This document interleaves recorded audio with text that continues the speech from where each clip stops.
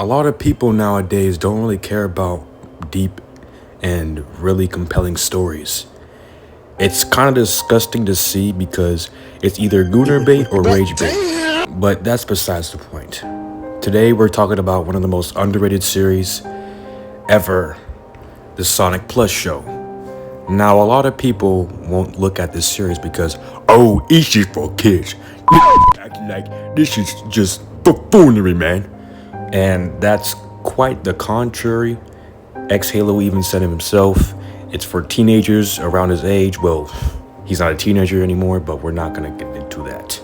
Now, today, we're going to focus on Season 2, not Season 1, because even though I love that part, it's not really lore-wise. It has a lot of humors, yes. It has a lot of serious moments, yes. But I feel like Season 2 was just one of the best. Chapter 5, we don't talk about that. But today, we're going to look at the deep connection and actual harsh reality of the Sonic Plush show, Season 2. What differs the Sonic Plush show from other media is how the tone truly was. At the start of Season 2, everyone from the previous season is at peace. Eventually, the Silver decides it's time to leave and go back to his future, because he thinks it's fixed. Afterwards, Shadow, the main villain of the entire series, is plotting revenge against Sonic. Speaking of Sonic, we never see this version of Jasper Sonic ever again. Like, bro, we got 3 Sonic movies before we goddamn see this guy again. Except for Doubles Dummies. But for the next few episodes, it seems like Shadow has the edge. There's an intense battle that eventually gets Sonic knocked out and kidnapped with the help of Huge Knuckles. Don't juggle.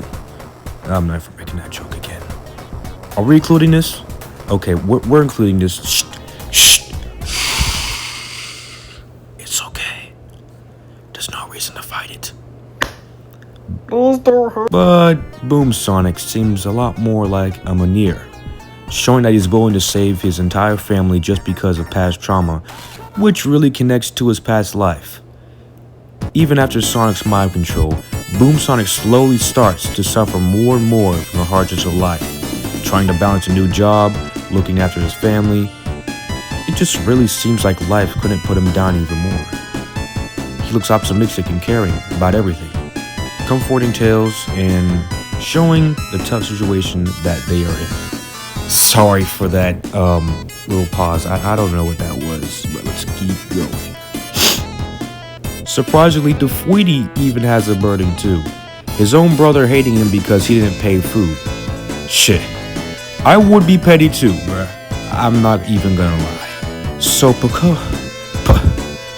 we're just gonna call him Poe. Poe, after giving Tweety a chance to reason, because beforehand he got splat and hit with water and ended up in the fight, Tweety owns up to his actions like the bigger man he is. We're not saying that again for the next chapter. He gives him a whole Visa card, I think, which I can never do in real life. Props to Tweety. But just as everything seems like life is slowly building back up, horrors are stirring amongst the group that Shadow the Hedgehog has created to take down the heroes. And unfortunately, in episode 10, this unfortunately happens. We can't ever forget about Sonic. He's one of the heroes too. It's literally in his name. But I don't understand. I thought episode 9 was already bad enough, but damn. Just watch the clip. Remember me!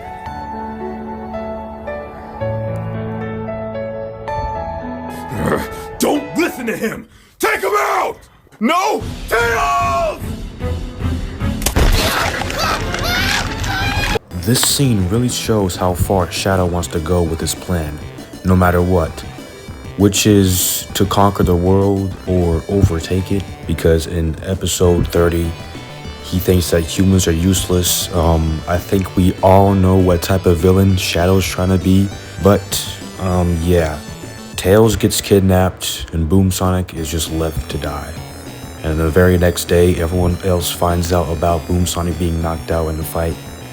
And he just snaps on Jacob.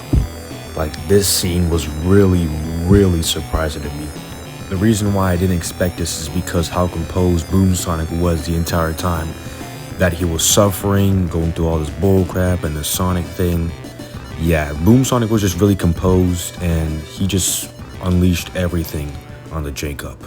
It's really sad to see because Boom Sonic only wanted to protect them, and now they're just shaming him in front of him.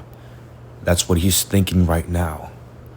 But all he really needs is just time to himself to think and reconcile. So, yeah, that's part one. My final thoughts on this are, wow. I know, guys, I know, I didn't get to the halfway point. They'll come in part two, which is going to be even longer than that. Yay! Yay! But for now, please enjoy this part.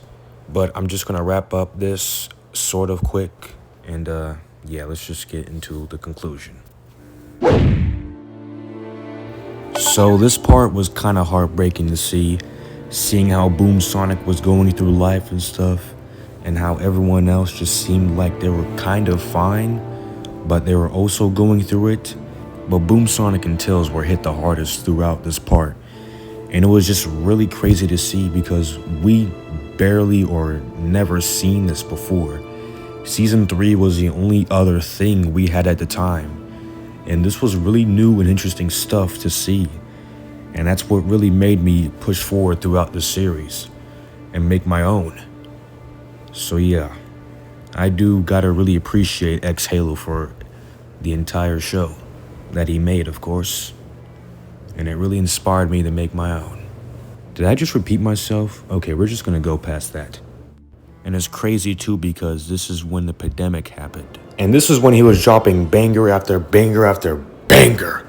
And now we got him liking Instagram Reels. Can't have that no more. We gotta tie his ass down or send him to Detroit.